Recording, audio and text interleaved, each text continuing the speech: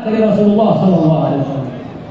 Kepada para habaib, para asatid, para guru-guru, para ustaz-ustaz yang hadir semua, yang tempat yang mulia ini tidak terkecuali siapapun yang saya muliakan. Assalamualaikum warahmatullahi wabarakatuh. Saudara-saudara sekalian, tidak ada kekuatan di muka bumi ini lebih kuat dari cinta, saudara. Dan cinta itu kalau diikuti dengan pengorbanan, maka cinta itu akan menjadi ringan dan terwujud rasa cinta kita kepada Rasulullah Sallallahu Alaihi Wasallam. Saudara, Allah Subhanahu Wa Taala menjelaskan dalam surat Al-Baqarah ayat 165, wa minan nasi man yattakhiduna andadan min dunillah walladzina amanu asyaddu hubban lillah. Sebagian orang yattakhiduna andadan min dunillah, mereka sebagian orang mengambil Tuhan selain Allah Subhanahu wa taala. Mereka menjadikan patung-patung sebagai Tuhannya. Bahkan sapi di India jadi Tuhan selain dari Allah. Yuhibbunahum, mereka cinta kepada Tuhan-Tuhannya seperti cintanya kepada Allah. Orang-orang yang beriman cintanya akan lebih tinggi, akan lebih dahsyat kepada Allah Subhanahu wa taala. Saudara-saudara sekalian, Imam Malik menjelaskan, "Lau adraktum ma adraktum la bakaitum katsira wa la dhahiktum qalila." Imam Malik mengatakan, kalau engkau melihat yang aku lihat, bagaimana orang-orang itu cinta kepada Rasulullah, kamu lihat, tentu kamu akan sedikit tertawa dan menangis banyak sekali. Apa kata beliau? Adraktu Muhammad bin Ja'far. Saya bertemu dengan Muhammad bin Ja'far As-Sadiq. Beliau adalah cucu Rasulullah. Tak kala disebut nama Rasulullah Sallallahu Alaihi Wasallam, gemetar dan pucat, saudara-saudara sekalian. Adraktu Muhammad bin Munkadir. Saya ketemu Muhammad bin Munkadir. Kalau disebut namanya Rasulullah, dia menangis, bahkan sampai hampir pingsan, saudara, karena sayang dan cintanya kepada Rasulullah Sallallahu Alaihi Wasallam.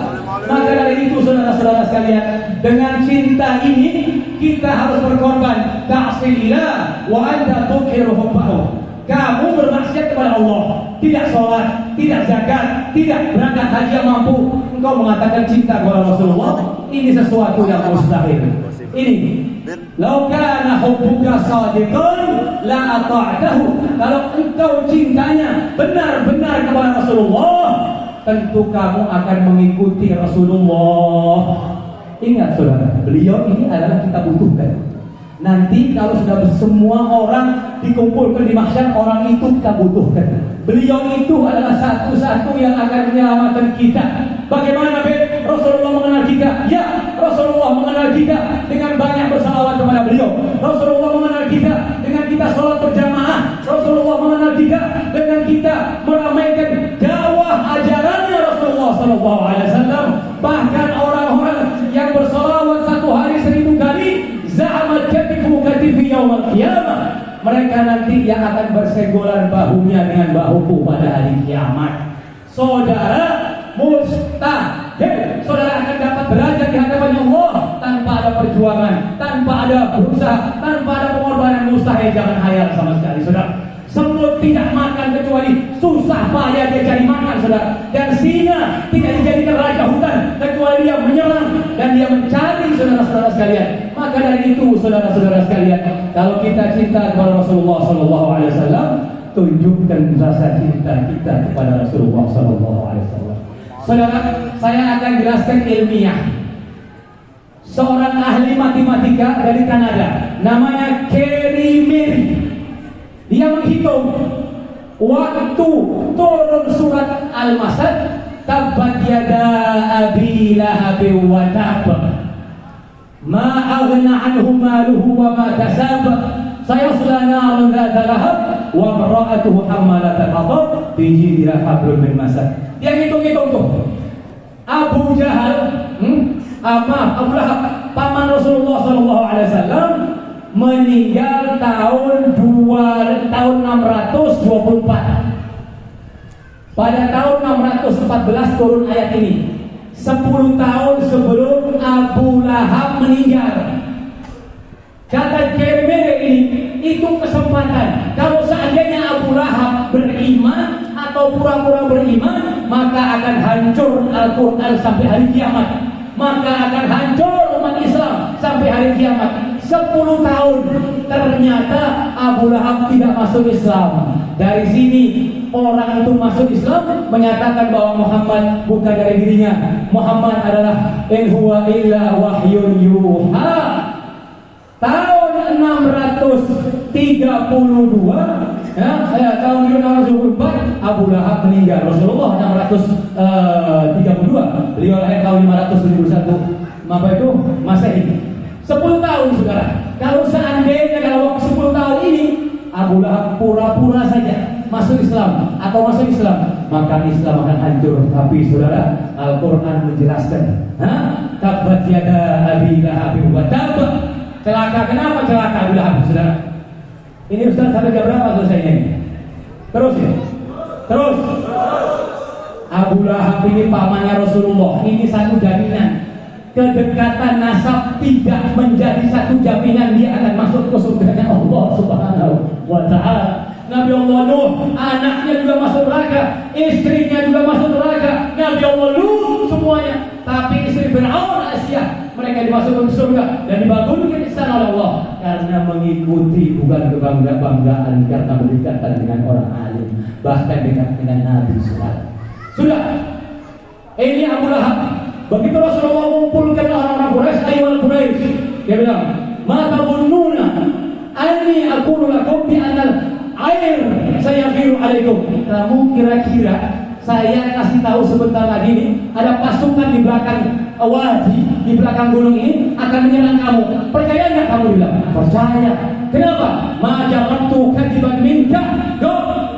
Saya tidak pernah mencoba mendengar kebohonganmu sekalipun sekali.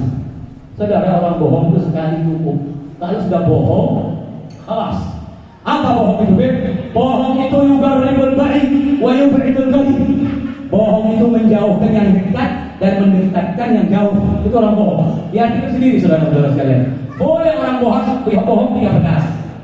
Boleh bohong 3 perkara halal. Yang pertama apa? Perang. Karena beliau bersabda, al-harbu khud'atun. Perang itu tipu daya. Misalnya Rasulullah kalau mau menyerang Tanah Abang, beliau mengatakan malam ini saya akan menyerang Kebon Baru, Kebayoran Baru. Orang-orang sudah siap ke Kebayoran, ternyata Rasulullah menyerang di daerah Tanah Abang. Begitu namanya tauliyah.